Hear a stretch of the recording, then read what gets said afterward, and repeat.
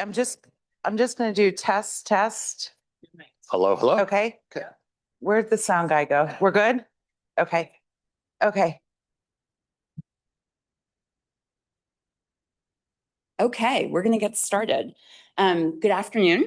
I'm Corey Collane. I'm the Executive Director here at the Kleinman Center for Energy Policy. And I have the pleasure of welcoming you both to the Center's Energy Forum, which is where you're seated today, and also to Energy Week at Penn, which concludes today. I guess we've left the best for last. And it's because it's been such an incredibly busy week here at Penn that I want to take a moment to say just a couple thank yous. So the first is to our co-sponsor of Energy Week, the Vagelos Institute for Energy Science and Technology, right across the street here. Our co-host and co-organizer for this event, the Penn Program and Regulation, which is at our Penn Cary Law School. And then most importantly, the Kleinman Center staff, who have worked incredibly hard this week, but also for months leading up to this week to bring you all of the programming that you've had the pleasure of enjoying this week. So can we just give them a round of applause really quick?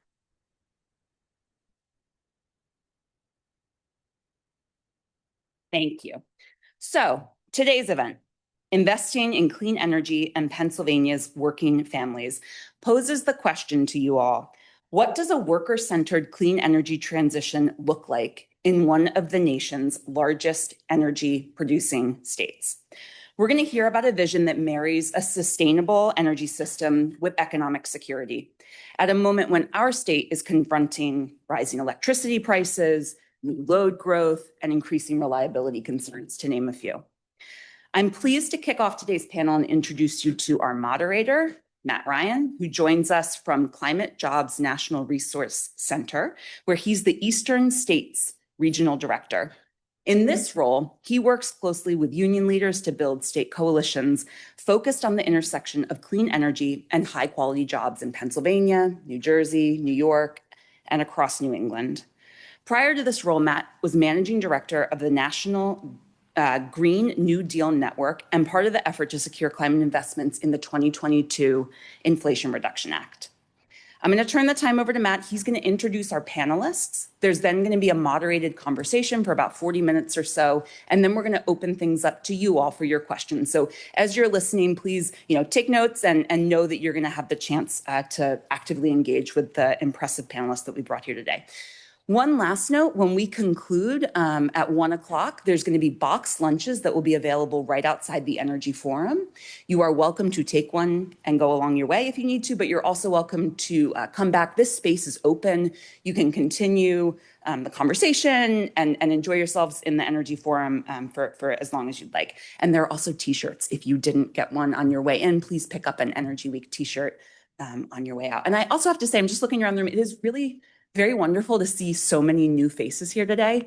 That is one of the pleasures of having such diverse events throughout Energy Week is getting to see people from not just the Penn community, but our larger community as well. So welcome to Penn, welcome to the Kleinman Center, and I'll hand it over to you, Matt. Great, thank you. My mic's on? Sounds like it. Great. Well, once again, it's wonderful to be here. Thank you for this opportunity to join Energy Week. And let me start off by just introducing our panelists. To my right is Jim Snell, who's business manager of Local 420 of the Steam Fitters here in Eastern Pennsilvania.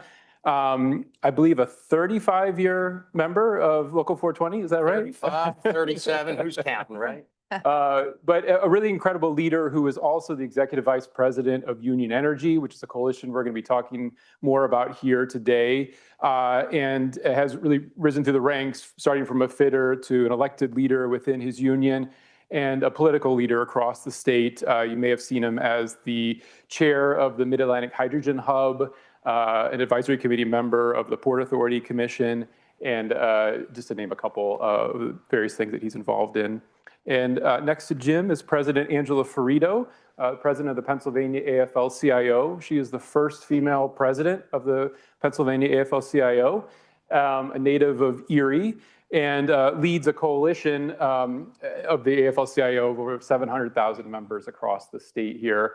President Ferrito is also the president of Union Energy, the state's coalition here. And then to her right is Representative Liz Fiedler. We're very excited to have representing the 184th Legislative District, which covers South Philly, maybe, okay, and all its grandeur. Many folks, I think, know her as a leader on issues around affordable health care, around education, and also environment and clean energy policy. She chairs the Energy Committee in the House and also the Blue-Green House Legislative Caucus. And finally, we're very excited to have Katie Bloom from Conservation Voters PA. She's our legislative director. Many folks know her as a tireless advocate in the halls of Harrisburg, and also someone who's mobilizing voters every couple years in our election cycles, and is also the president of Milheim, sorry, the Milheim County government. So it's great to have everyone here today. I think as you heard a little bit of, what we're going to do in terms of format is just open up with a couple broad questions about the themes of the day. What we're really trying to explore here is how labor is leading on issues of clean energy, worker transition, and the challenges in the Pennsylvania energy economy. We're going to talk about concrete policies and ideas that are being pushed right now as solutions, and also talk candidly, I think, about the challenges that we face in navigating cuts to federal investments, challenging state zoning requirements, and difficulties to build the kind of energy we need to meet increasing load forecasts and related challenges. So with that, I think I want to open up first to the group here with just your reflections on how you see the opportunities and stakes right now as we face growing load forecasts and challenging politics in the state of Pennsylvania to get much of anything done, especially on issues like this. So while that's a big question, I would ask if we could do a lightning round of your initial takes on just opportunities and the stakes of the moment we're in at this moment. Well, I'll start. Sure, go ahead. I see the opportunities right now in Pennsylvania, and especially in this new energy economy, as enormous. I think that there's a real chance for us to do it right. I think that we need to recognize that the decisions that we're going to be making today are going to be impacting us for years to come. And so being sure that we're keeping Pennsylvania's working families front and center in all of these conversations around these policy issues, and ensuring that we're understanding what our communities need as this new economy rises. We cannot leave working people in our communities behind. So I think this is an enormous opportunity for us to do it and to do it right. I can go next. A real softball to start us off. I think right now represents a tremendous moment. And in many ways, that tremendous includes like catastrophe and chaos and really, really deep fears about what's happening with the climate, right? We're not looking at what's going to happen. I mean, we are, but we know that it's here already, more extreme weather things. Oh, is it not on? Now it's working. Yeah, there you go. Okay, Yes, great. amazing. Sorry about that.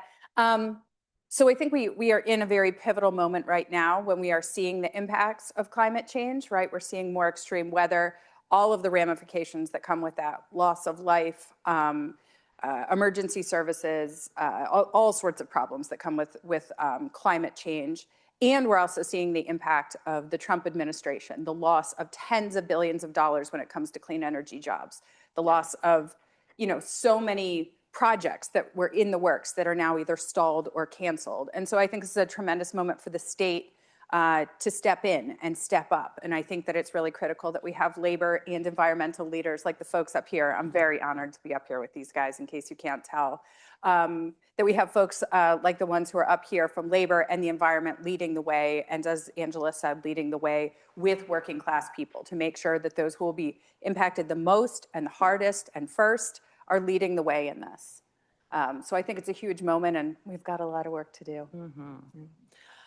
And ditto everything that you already heard. That was very well said. But I think I'm going to add, Pennsylvania has always been a leader in things. Now's our time to lead again. I think Pennsylvania is on the cusp of being able to show how we can be innovative in creating jobs and protecting our environment. The climate in Harrisburg and around the state is getting to a point where we might actually be able to realize that in the next couple of years, and you will see all of us up on this stage championing some amazing things that we've all been talking about for a little while, because I really believe we are on that cusp and Pennsylvania can be a leader. And Matt, to piggyback what Representative Fiedler mentioned, you know, as far as the jobs, right? We're all about jobs, but I'm the jobs guy, right? We like bringing young men and women into our apprenticeships and grooming them and getting them ready for the future. And, you know, the clean energy industry is not going away. As, you know, maybe some on the federal level wish it would, but, you know, it's still a thing. And it's, I just read an article this morning. It's kind of thriving a little bit, you know, to my surprise, nationally, you know. So there's so much more work to do. But when it comes to, you know, having that skilled workforce ready, you know, and prepared, like Representative Fiedler said, you know, many jobs were shelved, you know, because of the administration, right? That's, to me, that's like a kick in the gut. You know, we were getting geared up and bringing in young men and women into our apprenticeship, and you know, the reality is we have been pushing it so much and through social media platforms. We had the most amount of young men and women apply for our apprenticeship this past February, the beginning of the month, than ever before. And somebody asked me, well, what's that? Why is that? Why so many, you know? And actually it was double than what we normally get. And I said, well, we've been championing, you know, the clean energy industry, you know, and you know, we're going to need more skilled workforce, young men and women. And then they, you know, we bring them into the apprenticeship, and then the rug gets pulled out from under us, you know, federally. So. Well, we're going to dig more into that throughout this panel. President Frito, if I could ask you this next question, I'd love it if you could explain a bit of why you came together with other union leaders to form Union Energy. I'm not sure if folks out here have seen the Union Energy report that was released alongside Cornell University a number of years ago, but it's a really impressive report.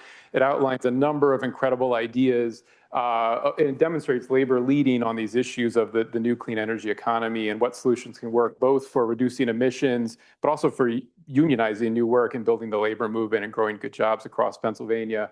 I imagine this was not something that folks put together overnight, and there was a lot of work behind this. So I wonder if you could say a little bit more about why did labor come together to build Union Energy, and what was some of the work that went on behind the scenes? What were some of the conversations that helped build that kind of unity? Yeah, sure. I'm going to start by saying what you all have in your hands is our year-end report from last year. It is not our Cornell report. Our Cornell report is close to 200 pages long, and it has several buckets of work with ideas and initiatives in there that we're championing now and moving forward. But Union Energy was started in 2022. We started working on this idea that labor needed to get to the table when it came to this new economy that was lifting. And at the time, we had a lot of investments coming down from the federal government. And we knew that we had to get at the table and be part of this conversation because for so long we hadn't been. A lot of our industry was, a lot of our unions, industries that they worked in, it was driven by the fossil fuel industry. And so as we saw sort of the loss of the fossil fuel industry going away, we still hadn't entered this conversation of what does this look like in Pennsylvania? What does climate change look like? What does this new economy look like and these new opportunities? And so I joined with Rob Baer, who's the president of the Pennsylvania Building Trades, and we teamed with the Climate Jobs National Resource Center and Cornell University to sit down and really, for the first time, take a look at what all of our different affiliates were experiencing and look at sort of where these losses were, look at where these environmental impacts were across Pennsylvania from these industries leaving, and think about ways that, you know, we could have a voice in this economy lifting while saying, we get it, we have to do something, but this is about more than just the climate. It's about more than just the environmental cause. We have to think about the workers. We have to think about the jobs that are being created in these sectors, and are they going to create good family sustaining jobs, you know, in these communities that were left behind by the loss of the fossil fuel industry. When you look at the western side of Pennsylvania, there's a massive amount of abandoned and orphaned oil and gas wells, right? And this is impacting communities, and some of them aren't even aware of the impact that it has on them. So we knew we had to get at the table. We knew we had to be part of the conversation. And so we designed the report. All of our affiliates gave input. And then we lifted Union Energy in 2024. And we have since then teamed with environmental groups. We've teamed with legislators, faith leaders, students, and brought everyone to a table to get into a conversation together, because there's so many people doing work in all of these spaces, but none of them were doing it together. And so we're working across the state now to bring those people together to lift our voices as one. That's great. Well, and building on that, Representative Fielder, you talked a little bit ago about the cuts to the federal investments coming into the state. This is a moment for states to lead. I wonder if you could say a little bit more about the Solar for Schools program, which you've championed. To me, it's like one of the real bright spots around the country of how we're continuing to lead despite the retrenchment at the federal level. And I think in Pennsylvania, it's arguably one of the harder places for states to lead, because not only is this a big, diverse state, lots of different interests, a difficult energy economy, east to west to navigate, and it's a difficult legislature, I'd imagine, to forge a consensus. So I wonder if you could say a little bit about what is Solar for Schools, what's been some of its successes so far, and maybe most importantly, lessons learned about what it means for strategy and political organizing. Sure. I could talk about Solar for Schools all day, but I will try to keep within the time frame. So Solar for Schools is a program in Pennsylvania now in its second year. It's a statewide program that issues grant money to schools across the Commonwealth that want to put up solar panels. They could put those panels on the roof of their building. In more rural places, they often have a lot of land. You could do a ground mount system. And then the school itself gets to generate its own electricity on site, be in better control of its budgeting and electric bills, and be able to, marry the educational piece with it as well. There are a lot of schools that we visited that have FFA programs and that have students who are working, hopefully one day, to get into a union like steam fitters, young people who are trying to imagine what kind of industry they want to be in, what kind of work do they want to do, what do they want to contribute to the world. And so we also saw that as like a really beautiful way that we could demonstrate hands-on for people how they might be able to see themselves in an energy career in the future. So Solar for Schools is now in its second year. There was a $25 million appropriation for it in the first year, and applications were turned in all across the state. So the most urban schools, certainly here in Philadelphia, some of the most rural schools across the Commonwealth, suburban, everybody, all across the board. And the applications that were turned in, it was actually huge demand, I think bigger than anyone could have expected, which made me pretty psyched. So a $25 million appropriation. Applications for schools were requesting 3 times that amount of money, so $80 million. And in the end, 73 schools received money, and those are arrays that are going up most likely this spring. We have them also for the Community College of Philadelphia. I know they've just decided that their array will be going up pretty soon. They'll be breaking ground. So I feel like it's a beautiful example of what is possible. I will be honest and say, as we were working for a year and a half on the Solar for Schools idea, I should have kept a list of all the people who were like, that's a really nice idea, but it's not going to happen. And some of the feedback was a little more harsh than that, but it's okay. We kept our heads down and we built a coalition. And I think, getting to your point, that is the answer. That is the big lesson that I learned. Put your head down. If you've got a good idea, figure out who else can you bring in. I think too often we start from a narrow place, and it's not always, it's not always malicious or negative. You know your people, and you kind of work with them to try to keep doing the same things. And in Harrisburg, the way that it's structured, with Democrats in control of the House, Republicans in control of the Senate, we have a 1-vote majority in the House. I mean, it's all just so tenuous. and it must be bipartisan, like out of necessity, but in my opinion, also like we are a very divided state politically. I think it is good when we can do things on a bipartisan basis. And so we worked very hard to build a strong coalition of labor and environmental groups, including the folks on this stage, certainly Rob Baer from the State Building Trades, IBEW, just trying to think, how big can we go? Who would be interested? And certainly the educational groups, both the folks who are in charge of the budgets for schools, the school districts, all these people were interested in it. So we tried to think as broad as possible. Who would want to see schools save money and then be able to reinvest those dollars as they see fit? And that reinvestment could be tailored to schools could do whatever they wanted really with the savings, right? It was their choice what to do. And some schools want to reinvest it in facilities, some in additional counselors, some in teachers, some in enrichment programs. And so I think we also try to be really flexible as we created this program to make sure, really to recognize from the beginning, we have a very diverse state. Erie is not the same as Philadelphia. We share some of the same concerns, but maybe a school up there would like to reinvest these dollars in a different way. So we tried to think broadly as much as possible. How big can the coalition be? How broad can we be in describing this program, but still keeping it at its heart of getting more renewable energy online and across the Commonwealth? And we are now in our second year, and the governor again has proposed funding for this program, and it's had strong bipartisan support ever since the beginning in both the House and the Senate. And if you've spent any time in Harrisburg, you know that statement says a lot. And especially when we're talking about renewable energy, and especially when we're talking about solar panels in this political climate where it feels like everything gets wrapped up in that. It's almost like a dirty word up there, within certain groups, renewables, really. And, since you're talking about it, to have leadership like Representative Fiedler, right? And you can see her passion, right? I mean, that's what's needed, for this group.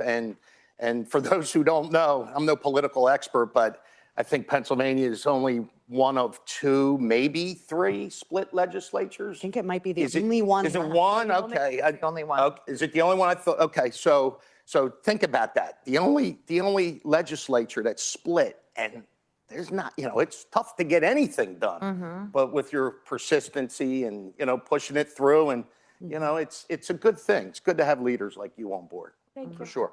Appreciate that, Jim. Thank you. Jim, I wonder if you could say a little bit more here, I think zeroing in on workforce and training. So I find, I don't know if others see this as well, when you read about the clean energy economy, often a rejoinder to that is there's a workforce shortage, or there aren't the green workers that we need to fill the needs of the future.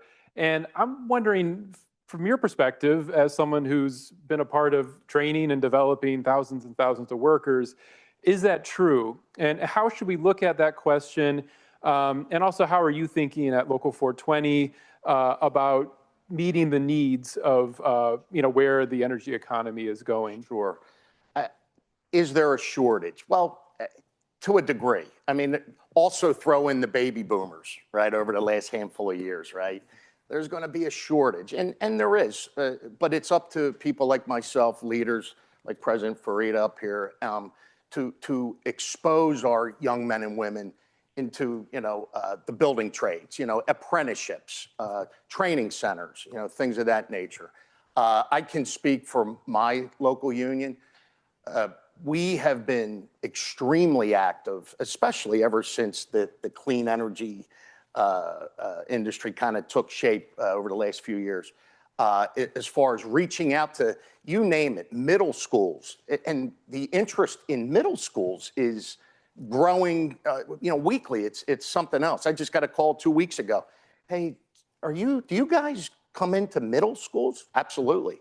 So it's young boys and girls, just exposing them. High school students, vote techs, technical schools, and showing them that there is, a career, right?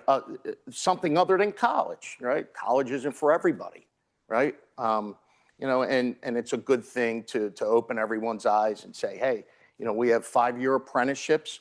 You come out of there with an associate's degree. We're accredited, and we have many training night classes. You can keep furthering your education, in things related to the clean energy field. I will say this, I think your question earlier was, what kind of role maybe is the state playing? And I can say from my perspective, the current Governor Shapiro, has been just phenomenal when it comes to supporting apprenticeships, vocational technical schools. And, to be quite frank, he's put his money where his mouth is, and he wants to see, we all want to see opportunities for young men and women, right? Yep. And, and that's why we keep pushing for this industry. We want to see it through. Pennsylvania always has built stuff. We're active, and, back to just what I read this morning, how the industry is actually starting to thrive despite, some pushback on a national level. But we want to be there to make sure it thrives here in Pennsylvania and provides opportunities for young men and women in urban areas, in rural areas, and it's up to us to promote it, right? Yeah. Speaking for my local union, we've really upped our social media game. I'm that guy who doesn't know how to do that. When I have a problem with my phone, I go to my kids, hey, help me with this. But, we've hired the right person, and I really think that alone has really opened the eyes of young men and women into what's available. Well, and I wonder if you could say a little bit more, like for anyone in the room who's not familiar with the union building trades and sort of what it's like to be a union member in the building construction trades, what is it like? Like, so for example, like I'm an IBEW electrician. I work installing a solar panel in a school that benefited from the Solar on Schools program. Once that job is completed, am I just out of work at that point? If I'm doing a geothermal project with the UA, so how do you sort of move from job to job? What is it like if you're in the unionized trades? Like, how is that different than if non-union? you're an apprentice or a journeyman or journeywoman, right? We get sent to jobs, and basically we work ourselves out of a job, right? And it's up to us, legislatively, join with labor to make sure there's work available, in the region, the whole state. So if I'm doing a geothermal job, which there's a large one at Swarthmore University, right? So when that's finished, I want to go to the next geothermal job, right? Work has been pretty good of late, and we had high hopes, with a lot of good clean energy jobs nationally, and some of them got paused and restarted, and some got kicked to the curb. But it's been challenging. But look, for our young men and women, our apprentices, we tell them it's not a job. This is a career, right? With, believe it or not, things like with a pension, things called a pension, and Cadillac healthcare insurance. That was so prevalent many decades ago, and now it's almost, you don't see that too often, right? I mean, you're able, I know, myself included, I know so many young men and women who, once they get into the apprenticeship, and it's not easy, it wasn't easy for me, but a 5-year apprenticeship, and once you get out of there, you've kind of made it, right? And now you can, I know many people, they've started a family, they get married or buy their first house, and, and that's all because of their work being out in the field and being able to go to those projects and earn a living, and supporting your family. That's great, thank you. Katie, let me toss you a softball here. I'm going to give you a difficult question, but one I know is kind of top of mind for a lot of people right now when we think about clean energy and the energy economy in Pennsylvania. I want to talk about data centers. So I think, as most of us know, data centers are driving huge load forecasts across Pennsylvania. More than Pennsylvania, you're seeing huge growth of data centers across the region. I think a quarter of all projects in the PJM market are in Virginia, which has an impact on Pennsylvania because we share that grid. Not only are we seeing big load forecasts, we're seeing potential challenges to water usage locally. think some understandable concerns from communities across the state. And some questions too about, what does this mean for the future of our state in terms of reliability, let alone can we afford to pay the bills? At the same time, there's huge opportunities with data centers. I think we know there's massive job potential in the construction phase. And given the interest in siting these projects, and on the sort of silver lining side, there's the opportunity to leverage this for the kind of energy economy we want and some of the benefits that we want to see for the state. So I'm curious from your organization's perspective, just like how are you coming to this issue?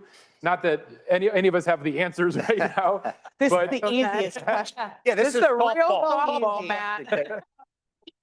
Not complex at Wait, it's a all. hard question. Yeah, right. No, but in all fairness, I think even teasing up some of these complexities, because this is coming up in the legislature right now. We're all grappling with this. And we wonder if you kind of set the table a little bit on that issue. So for the crowd, I think people have seen things about all kinds of data centers, and I want to level set for everybody. There is this kind of, I am on Zoom using data center stuff. That's 5, 10, 15 megawatts. There's a data center right in Center City that people walk by and they don't even know is there. What we are talking about when we talk about data centers in Harrisburg and across the state and any advocacy that any of us do, we're talking about typically AI hyperscalers. Those are 1,500 megawatts, 4,000 megawatts. Those are the big, big electric users, potentially water users, et cetera. One thing that I'm grateful for this group for, along with IBEW and Steelworkers and Rob Baer, our friends at Sierra Club and NRDC, is the formation of a blue-green working group just before you guys started working with Cornell, about a year or two before that, and actually coming together in a room. We have, in terms of, and we call it blue-green, but it is very much, we've had a lot of fights over the years. But now we have a group and we're talking about this. So I understand the impact that our friends, say the laborers at LiUNA have. Maybe they want to do the site prep at a job. So that construction job is important.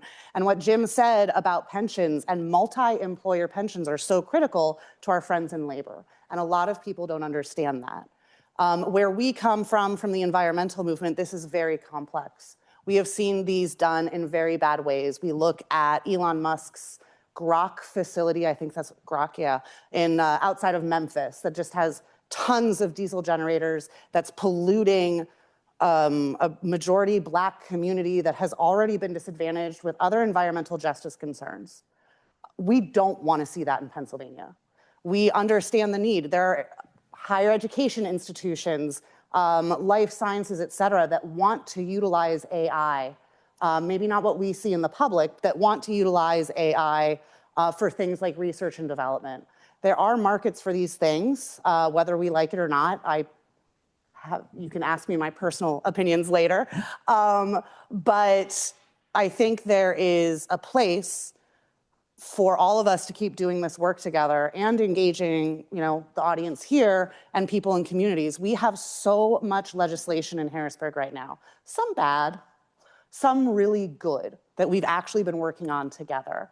I think of one, there's one that I think Chair Fiedler is going to be running very soon that's just, let's help local municipalities come up with a model zoning ordinance so they can protect themselves. Because local municipalities, there's 2,600 in Pennsylvania. And a lot of folks don't know how to deal with trillion-dollar companies with lawyers who make multi-millions of dollars fighting little towns of 1,000 people. What can we do to help those communities?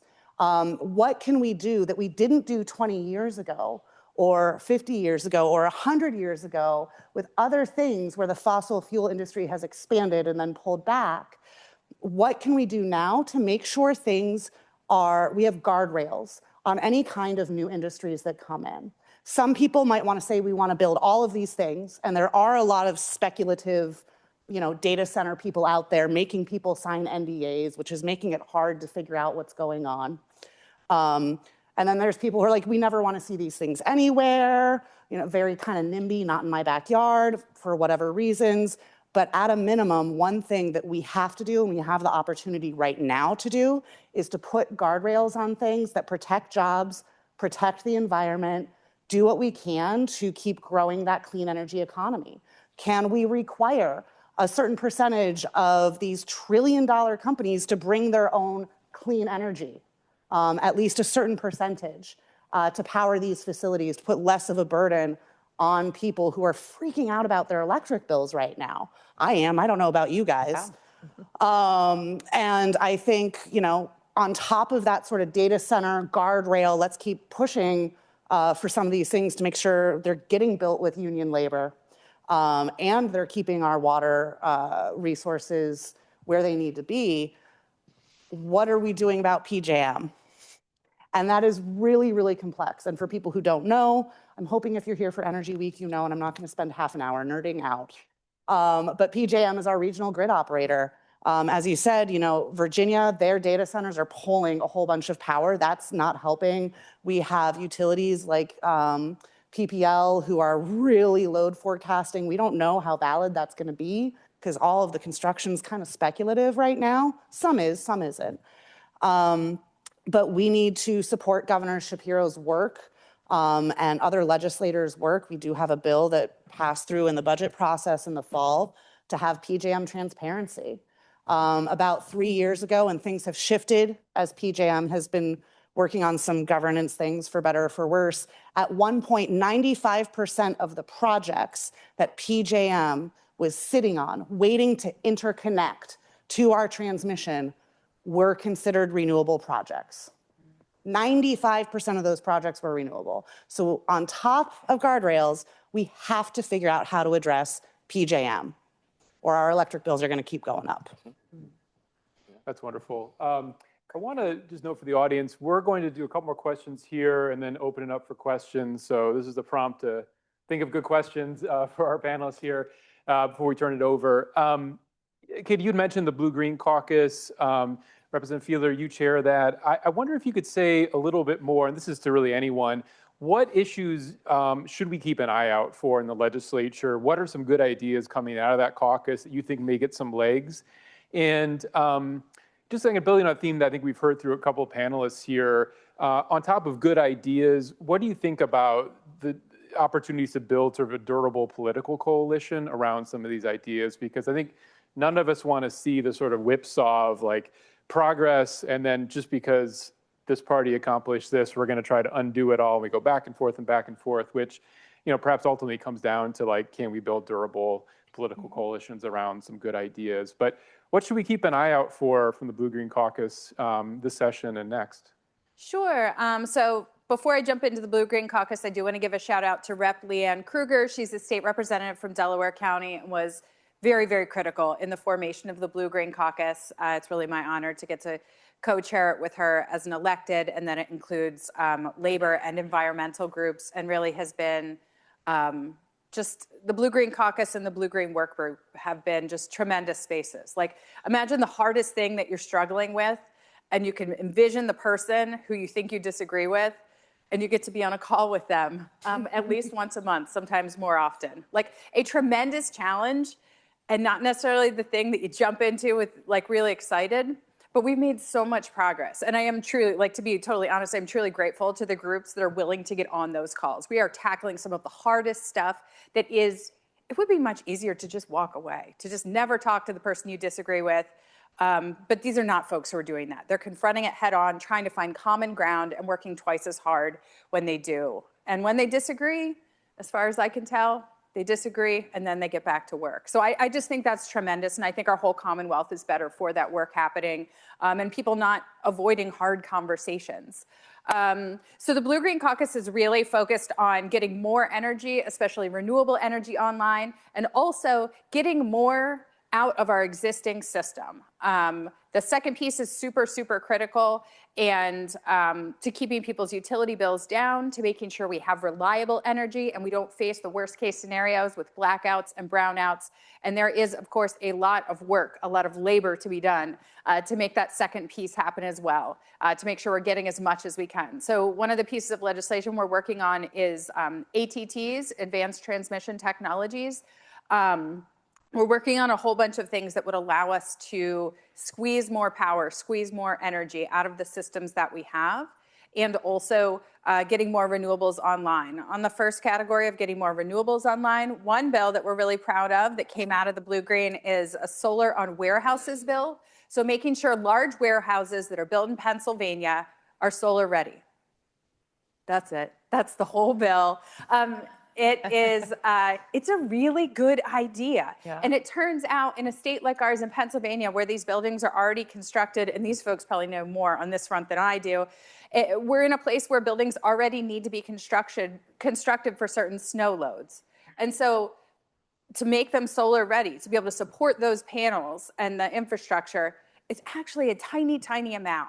And even the industry groups have come out and said that to us. It's actually it's less than 1% of the construction costs for these big warehouses. So that's a very common sense bill to me. It's something we can be doing. And in fact, industry is excited about it too, because they say that if you build these warehouses and they're solar ready, they're actually much easier to lease out because the tenants know that they will have that income coming in. So those things feel like no-brainers. It's not a partisan idea. It's not an only here, only there idea. It's something that can be beneficial to everybody. And if we find ways like that to get more energy online, more renewable energy online, partnering with labor to make sure the jobs and the work are done well, done safely, done by trained professionals, then I think, then we can build that coalition that you were talking about. That's great. I think I'm going to plug it for all of us, is our Blue-Green Working Group, which is separate than the official legislative caucus, and it's a group of us coming together to talk.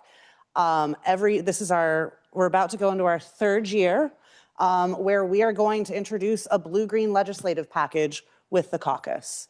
It's been anywhere from 6 to a dozen bills that we all agree on. Workplace, extreme heat protections for workplace, things like that that's not guaranteed in Pennsylvania. Well, of course, the environment can support that because, it's extreme weather. We want to do everything we can to protect people from extreme weather. Things like that. And so I'm going to plug that we're gonna do a third one of those this year, hopefully. Perfect. Yeah. And I think to that point and to Liz's point, it's easy for people to tell you that you disagree with somebody. And to Liz's point about it would be easier to walk away. The truth is when you sit down and we start having these conversations, we actually have a lot more in common than we don't. And I think for so long, because the communication just wasn't there, that, we were all just convinced that we could never, a union guy could never sit down with an environmentalist and have a productive conversation. And it's quite the opposite, actually. And so, we don't always agree, right? But that's okay. That's good to know when you don't agree and where you don't line up. And then where you do, you get on the train and let's move this forward. Because none of us can do this alone at this point. We have to all figure out where we have common ground and what makes sense, and then move common sense policy, because we are at a point right now in Pennsylvania where if we don't start addressing these things, we are going to be in trouble and, not too far into the future. And so to me, I think it is really special to see sort of these groups that have been told forever or been said forever that, that there's no common ground to be found, coming together and really trying to move these policies forward. Common sense is a good thing, right? Yeah. It's a good thing. Yeah, it is. Right. I think that's a great moment to open things up. I see one hand in the back. If anyone has a question, I believe we have room mics. There's a mic, yeah. So if anyone has a question, please just show your hand, and if you could wait to receive the mic just so we can hear your question, that'd be great.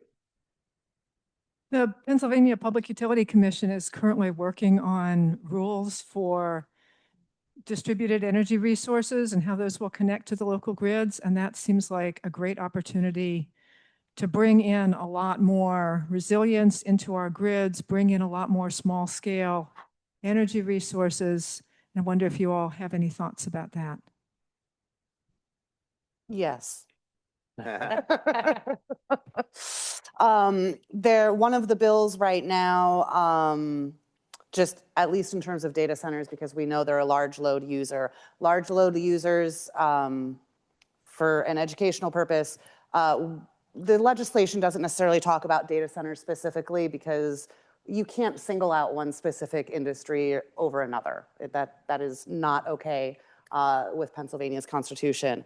But large load users, those big megawatts, there is one bill right now moving through the House. It's about halfway through the process in the House that actually would do something like that and help to force PUC to address some of these issues that you just brought up. I'm trying to think of where to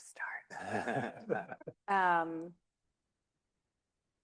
I don't think I've talked about it yet, but I do think that it is a moment when we need to really be thinking about people's bills and the tremendous pressure that working families are under right now financially.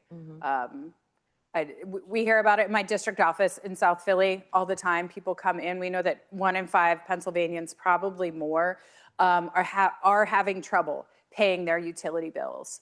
And the people who come into my district office are talking about really, really scary decisions that they're making. You know, should I get my prescription refilled, or should I pay my bill to be able to keep the heat on, keep the electric on, things like that, right? And so my mind often as energy chair goes back to those people who we know are already struggling, and it's the working class and middle class people who are gonna be hurt the most as these bills keep going up, right? Every projection is that those prices are gonna go up. So I think it is really a moment in which, as a legislature in Harrisburg, regardless of what DC is doing, not quite regardless, because obviously it's the federal government, but it's a call to action for all of us and for the labor and environmental groups to do everything we can. We have to get more energy online. We know that renewable energy is clean, it is fast to get up, and we have to do it ASAP, because the choices people are already being forced to make when they look at their utility bills are really scary. These are people who are also, you know, they're considering leaving their ovens open to keep their home warm. I mean, just things that, like, in the Commonwealth of Pennsylvania and the United States of America, people should not have to make those choices. And so, yeah, that's really what is on my mind when I think about that. And we're trying to do a lot of things in Harrisburg. House Bill 1834 is one bill that's related to the data centers and large load users, as Katie was saying. It's really a bill to make sure that regular people don't pay for the infrastructure build out for some of these for-profit companies.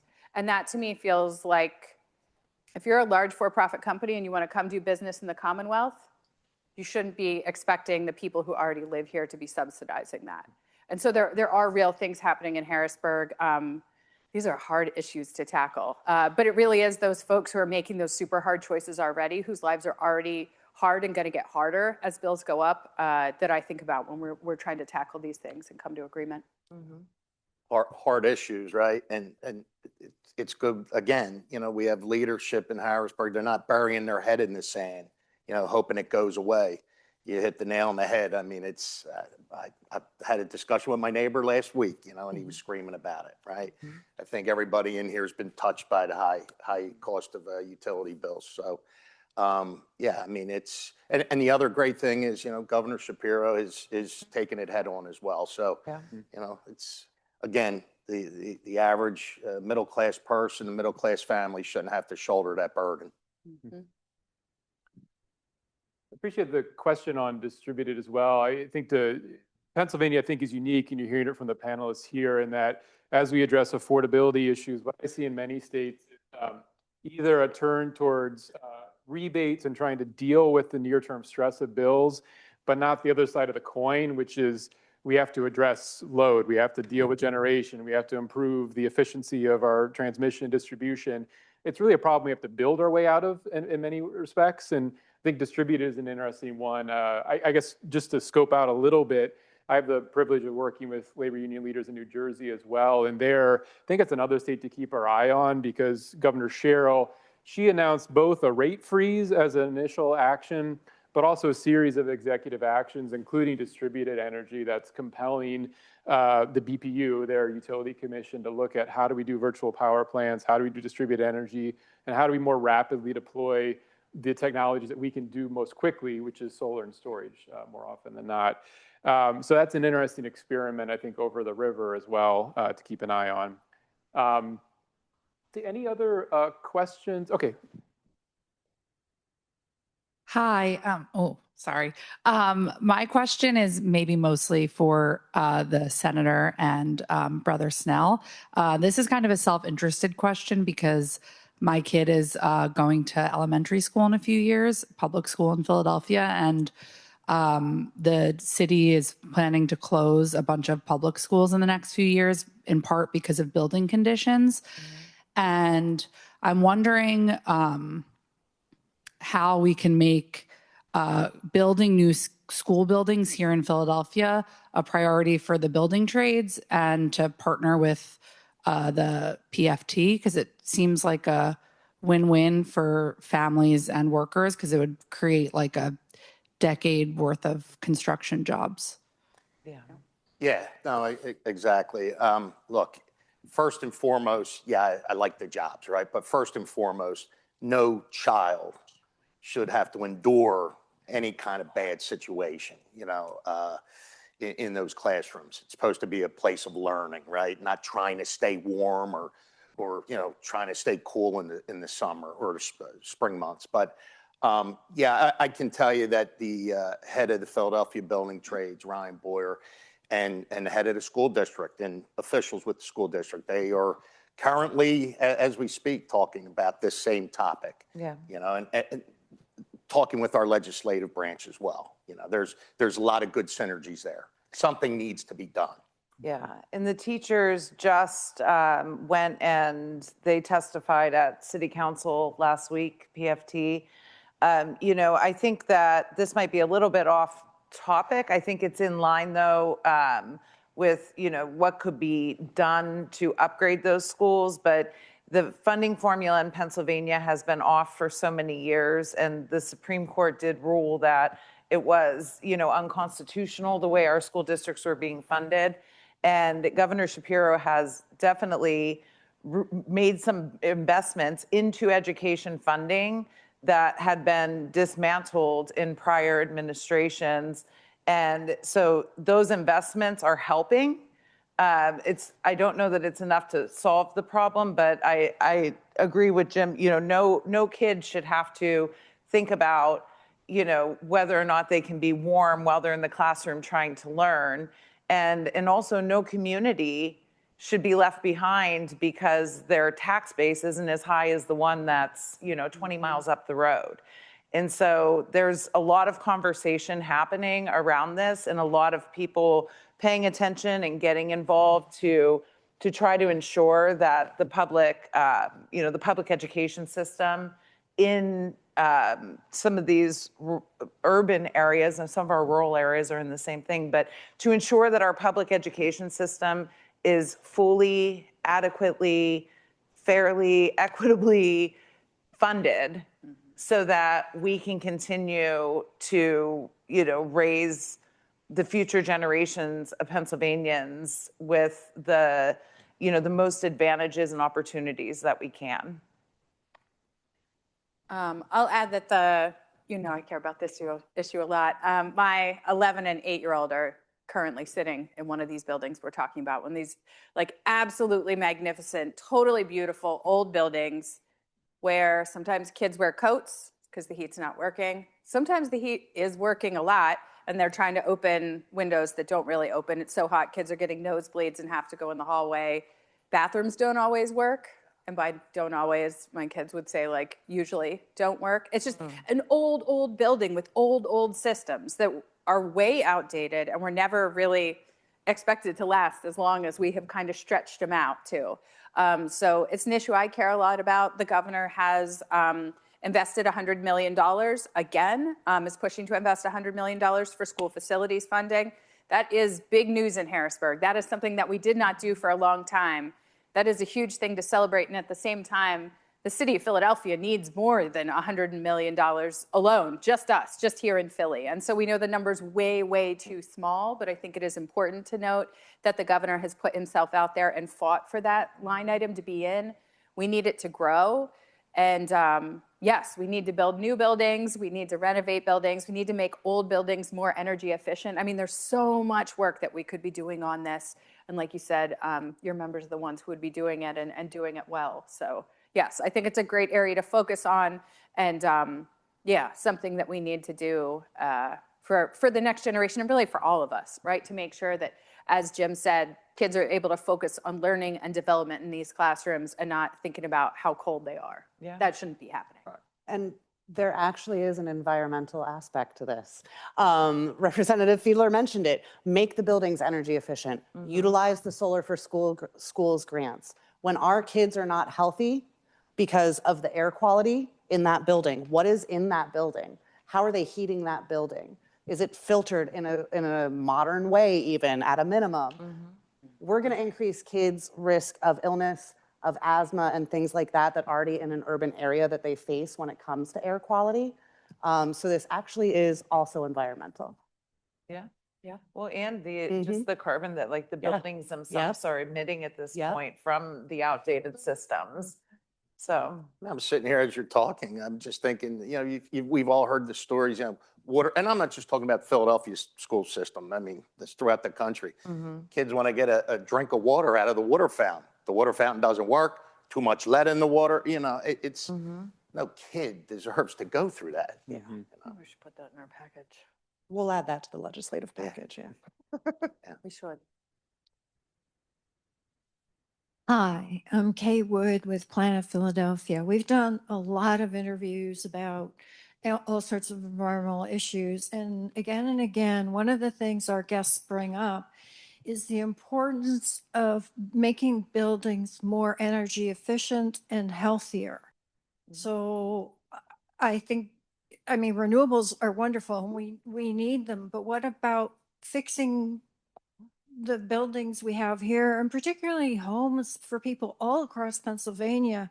You were talking about people paying exorbitant electricity bills, but if the heat is just going outside the windows or through the walls, it seems like we need both avenues.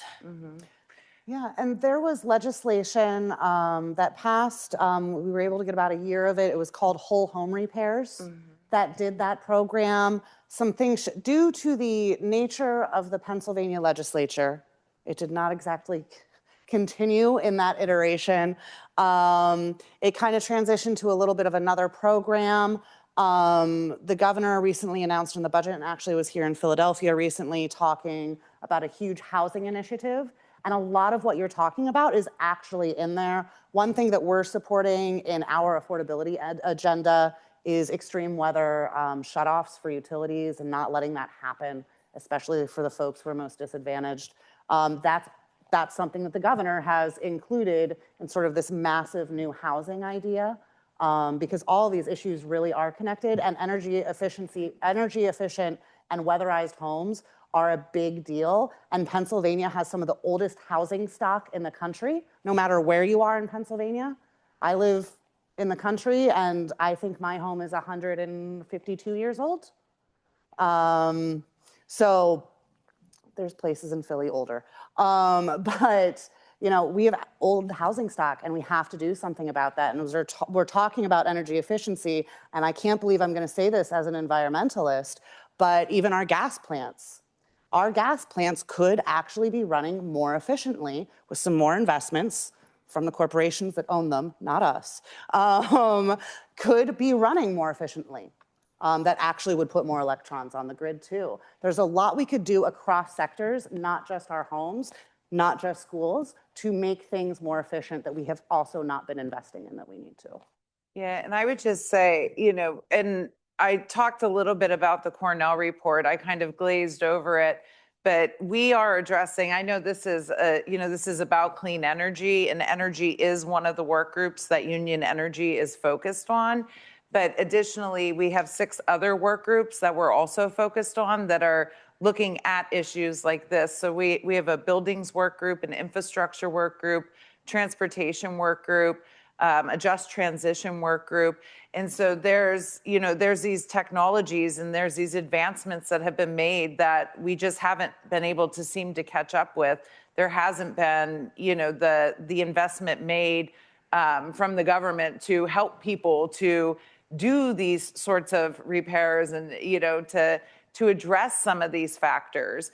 And so we have sort of this full scope of work that we're doing with these 7 working groups and looking at things like this additionally to the clean energy also. I saw some hands. I just also want to know, I think we're at time, so maybe we can take one more, and then I guess I ask the panelists in response if you also have any closing thoughts, thoughts to walk away with, please incorporate I that. feel bad leaving questions on the floor. I'm willing to go all night. Can I ask the last question? Financial investing in clean energy. I think of green bonds. Would anybody like to comment on local green bonds within the Commonwealth of Pennsylvania? If you don't Not know, me. that's okay. It's a lot out there not to know and not know. Yep, not me, thanks. That's great. And if I could expand too, I think like one theme that I'm hearing through this is really impressive coalition work that's happening not across just labor, but broader than labor. A lot of really pragmatic, great ideas. And like, how do we pay for it? There's a big challenge of like, we need money. We need to do it in an equitable way that's not just burdening working people.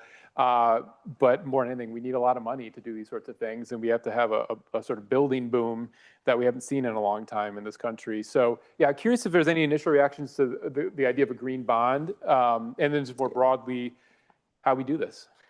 I think the first thing to note, we've danced around this, I think, all day, is that is what the Inflation Reduction Act and the bipartisan infrastructure law were meant to do.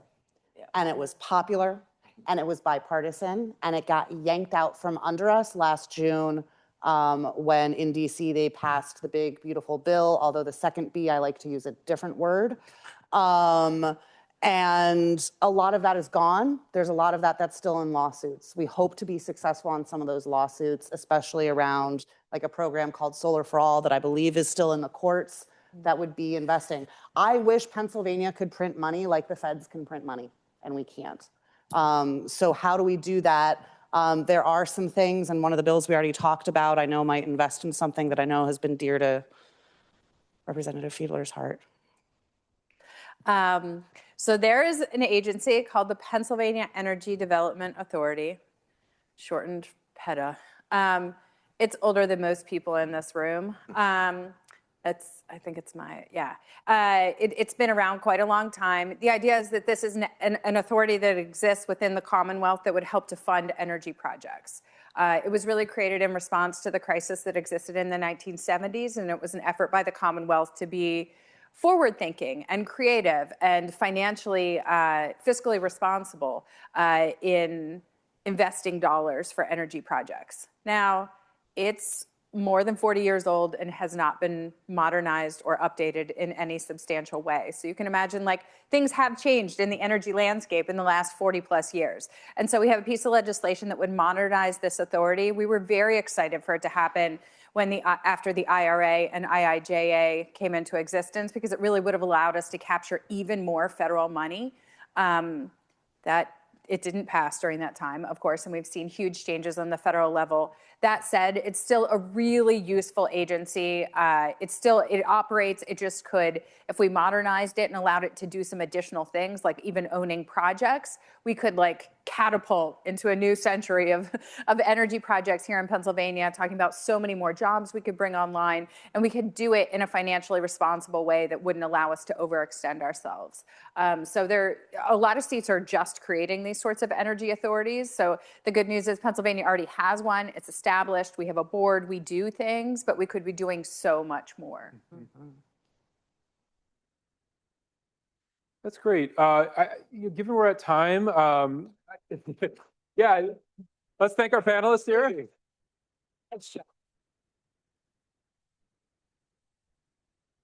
Yeah, once again, just want to thank our panelists. I think it's been a great discussion. I don't know how, to what extent folks can stick around for any additional conversation. We have lunch? Yes, lunch, okay. I can say that with confidence. So again, great talking to everyone, and appreciate you coming out here today. Thank you. Thank you. was good. What'd you guys